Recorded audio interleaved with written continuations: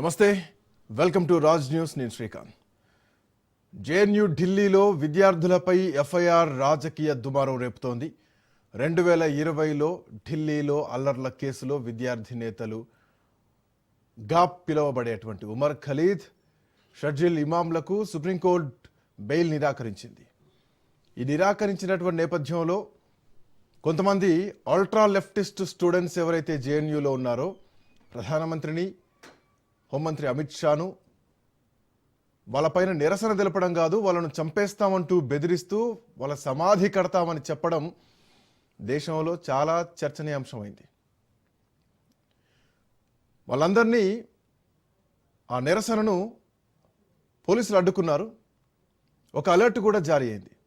So ఇప్పటికే JNU అధికారులు కూడా దీనిపైన రెస్పాండ్ అయ్యారు. అయితే ప్రధాని పైన చేసినటువంటి తీవ్ర వ్యాఖ్యలు స్టూడెంట్స్పై ఢిల్లీ పోలీసులకు కంప్లైంట్ చేయడం జరిగింది. యూనివర్సిటీకి సంబంధించిన మేనేజ్మెంట్ విద్యార్థులపైన క్రమశిక్షణ చర్యలు కూడా తీసుకుంటున్నట్టుగా తెలుస్తోంది. అయితే విమర్శలు చేస్తేనే ఎఫ్ఐఆర్లు, అరెస్ట్లా అన్న ప్రశ్న గురుస్తోంది. ఇదంతా ఒకవైపు. ఇక అసలు విషయం దీని వెనకాల చాలా ఉంది.